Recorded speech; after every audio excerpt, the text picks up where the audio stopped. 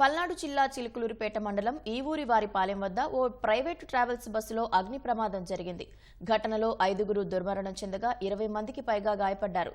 బాపట్ల జిల్లా చినగంజాం నుంచి చీరాల మీదుగా హైదరాబాద్ వెళ్తున్న బస్సు టిప్పర్ లారీని ఢీకొట్టింది.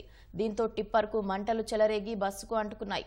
మంటలు ఒక్కసారిగా చెలరేగటంతో బస్సు ముందు వైపు కూర్చున్న వారు తప్పించుకునేందుకు వీలు లేకుండా పోయింది. దీంతో 2 మహిళలు, 1 పురుషుడితో సహా బస్సు, టిప్పర్ డ్రైవర్లు సజీవ దహనమయ్యారు. గాయపడిన వారిని చిలుకలూరిపేట, గుంటూరు ప్రభుత్వ ఆసుపత్రికి తరలించారు. మృతులు బాపట్ల జిల్లా నీలాయపాలెంకు చెందిన వారిగా గుర్తించారు. ఓటు వేసేందుకు వచ్చి తిరిగి హైదరాబాద్ వెళ్తుండగా ప్రమాదం జరిగింది. ప్రయాణికుల్లో చినగంజాం, గోనసపూడి, నీలాయపాలెంకు చెందిన వారు ఉన్నారు. అగ్నిమాపక సిబ్బంది వచ్చి మంటలను ఆర్పేందుకు ప్రయత్నించారు. అప్పటికే బస్సు పూర్తిగా దగ్ధమైంది.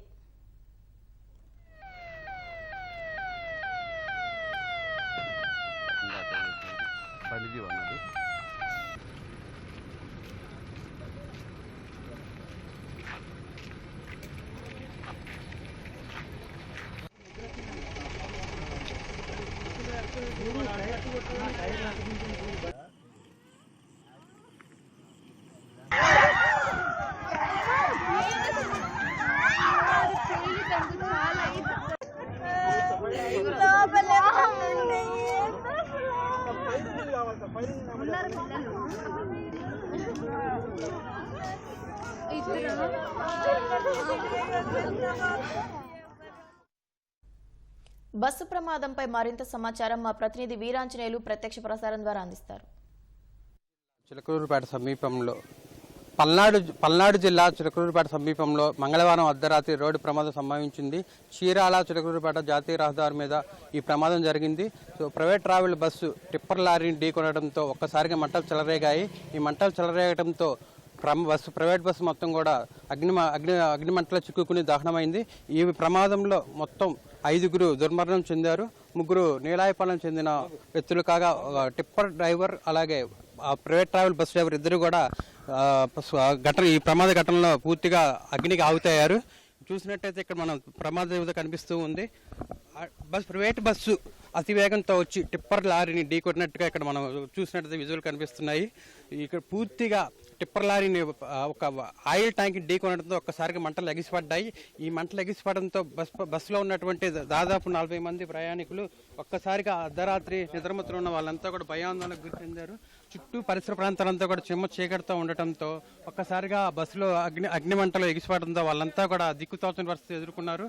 అయితే చాలా మంది అప్పటికి వెంటనే స్పందించి ద్వారాల ద్వారా అదేవిధంగా అత్యవసర ద్వారం ద్వారా బయటపడటం జరిగింది. ఇదే సమయంలో అటువైపుకి వెళ్తున్న స్థానికులు కూడా వెంటనే అంబులెన్స్కి అలాగే ఫైర్ సర్వీస్కి సమాచారం అందించారు. అయితే వారు ఫైర్ సిబ్బంది వచ్చేసరికి పూర్తిగా బస్సు మొత్తం కూడా అగ్నికేల్లో పూర్తిగా దహనమైన పరిస్థితి ఉంది. అయితే ఈ ప్రమాదంలో బాపట్ల జిల్లా నీలాయపాలెంకు చెందినటువంటి 3 కాశీ బమ్మేశ్వరరావు అనే 62 ఏళ్ల వృద్ధుడు, అదేవిధంగా అతని భార్య లక్ష్మి 55 ఏళ్ల వయసు ఆమె, అదేవిధంగా వాళ్ళ మనవరాలు 9 సంవత్సరాల శ్రీసాయి అనే చిన్నారి సైతం కూడా దుర్మరణం చెందడం జరిగింది. అయితే ఇదే ఘటనలో ప్రైవేట్ ట్రావెల్ బస్సు డ్రైవరు అలాగే టిప్పర్ డ్రైవర్ ఇద్దరు కూడా ప్రాణాలు విడిచారు. అయితే వీరంతా కూడా అంటే ప్రైవేట్ ట్రావెల్లో ప్రయాణిస్తున్న వీరంతా కూడా సోమవారం జరిగినటువంటి సార్వత్రిక ఎన్నికలకు వచ్చి తమ ఓటు హక్కును వినియోగించుకొని తిరిగి హైదరాబాద్ వెళ్తున్న క్రమంలో ఈ ఘటన జరిగింది. వీళ్ళంతా కూడా చిన్నగంజాం నుంచి పర్చూరు చిలకలూరిపేట మీదకి హైదరాబాద్ ప్రయాణమయ్యారు. బస్సు ప్రారంభమైన గంట తర్వాత ఈ ప్రమాదం అంటే అర్ధరాత్రి 1 గంట ప్రాంతంలో ఈ ప్రమాదం జరిగినట్టుగా తెలుస్తుంది. అయితే ఈ ఘటనలో పూర్తిగా బస్సు అయితే పూర్తిగా దహనమైంది.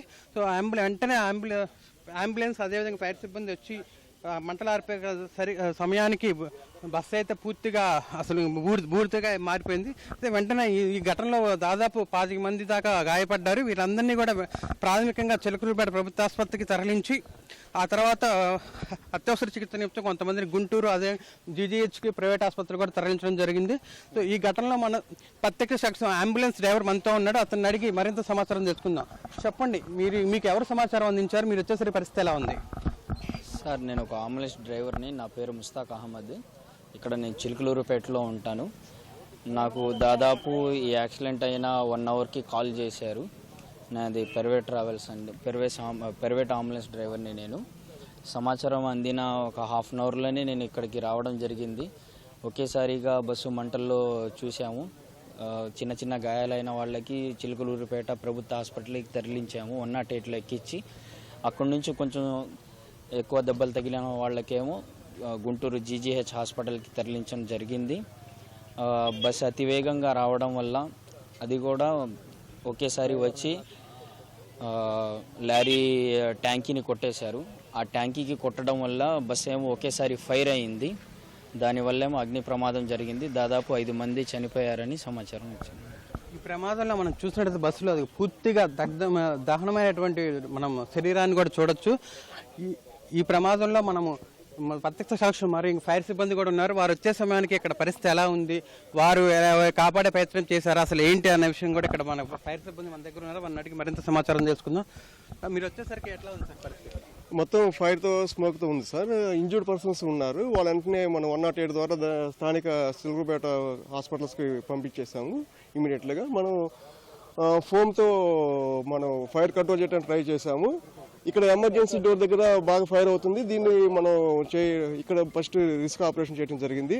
బట్ లోపల ఉన్న వాళ్ళని మనం కాపాడలేకపోయాము. మీరు వచ్చేసరికి అంటే గాయపడిన వారు ఉన్నారా? వాళ్ళని అంబులెన్స్ తరలించారా? ఏంటి, ఎలా ఉంది పరిస్థితి? క్షతగాతులు రోడ్డు మీద పడి ఉన్నారు సార్. వాళ్ళని వెంటనే మనం తీసుకుని అంబులెన్స్ ద్వారా పంపించడం జరిగింది సార్. ఈ ప్రమాదంలో మరణించిన వాళ్ళు 3 కూడా ఒకే కుటుంబానికి చెందిన వారు కావడంతో వాళ్ళ బంధువులు అయితే ఇక్కడికి వచ్చేసి వాళ్ళు తీవ్రమైన ఆవేదన వ్యక్తం చేస్తున్నారు. అంటే చిన్నారి, మరి 9 సంవత్సరాల చిన్నారి ప్రాణాలు విడవటం అనేది వాళ్ళని కలిచివేస్తుంది. అయితే వాళ్ళ తాతయ్య అమ్మమ్మతో కలిసి చిన్నారి వేసవి సెలవులు కాబట్టి హైదరాబాద్కి వెళ్లే క్రమంలో ఈ ప్రమాదం బస్సు ఎక్కడం, ఈ ప్రమాదం జరగడంతో ఆ బంధువులంతా కూడా తీవ్రమైన ఆవేదన వ్యక్తం చేస్తున్నారు. అది చిన్నారి కనీసం ముక్కు పచ్చలాని చిన్నారి, ఏ అన్నెంపుని ఎరగని చిన్నారి ఇట్లా చనిపోవటం వల్ల వాళ్ళంతా కూడా తీవ్ర ఆవేదన వ్యక్తం చేస్తున్నారు. మన దగ్గర ఇప్పుడు సీఐ గారు ఉన్నారు, ఆయన అడిగి మరింత సమాచారం ఉంది. సార్, మాకు ఇక్కడ చూసిన వాళ్ళు స్పాట్లో నుంచి సమాచారం అందించారు. ఇక్కడ యాక్సిడెంట్ జరిగి ఫైర్ అవుతుందని చెప్పారు. ఆ సమయానికి మేము వెంటనే ఫైర్ ఇంజిన్ వాళ్ళని వీళ్ళని అలర్ట్ చేసి ఇక్కడికి అంబులెన్స్ వాళ్ళని పిలిపించాము. ఇక్కడికి వచ్చి చూసేటప్పటికి బాగా మొత్తం మంటల్లో ఉంది. దిగిన వాళ్ళని, కొంతమందిని బయట వచ్చిన వాళ్ళని వెంటనే అంబులెన్స్ ఎక్కించి చికిత్స నిమిషం హాస్పిటల్కి తరలించడం జరిగింది. ఇప్పుడు మళ్ళీ మొత్తం వెరిఫై అంతా మంటలంతా ఆరిపోయిన తర్వాత లోపల చూస్తే మనకు ఒక బస్సులో ఒక డ్రైవర్తో సహా మొత్తం 5 చనిపోయినట్టుగా అర్థమవుతుంది. అలానే టిప్పర్ డ్రైవర్ కూడా చనిపోయినట్టుగా అర్థమవుతుంది. ఇంకా ఫర్దర్గా ఏదన్నా దర్యాప్తు చేసి మిగతా విషయాలు కూడా తెలియజేస్తాం. ఈ బస్సు ప్రమాదంలో మొత్తం 5 చనిపోయారని వారి వివరాలు సేకరిస్తున్నామని చెప్పి పోలీసులు తెలుపుతున్నారు. అయితే శరీరాలు పూర్తిగా కాలిపడే పరిస్థితి ఉండటంతో క్యూస్ టీమ్స్ వచ్చి కూడా ఆధారాలు సేకరిస్తున్నాయి. అయితే ఈ ఓటు హక్కు వినియోగించుకోవడానికి వచ్చి ప్రమాదంలో 3 చనిపోవడం పట్ల గ్రామస్తులు కూడా తీవ్ర ఆవేదన వ్యక్తం చేస్తున్నారు. కెమెరామెన్ ఆలీతో వీరాంజనేయులు, ఈటీవీ న్యూస్, పల్నాడు జిల్లా. ధన్యవాదాలు వీరాంజనేయులు.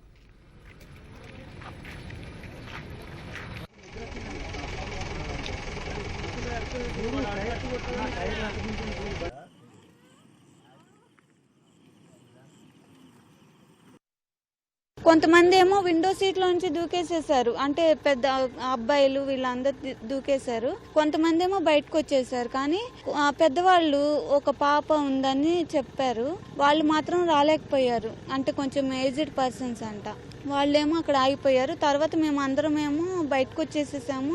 చాలా మందికి బ్లడ్ మొత్తం వచ్చేసేసింది.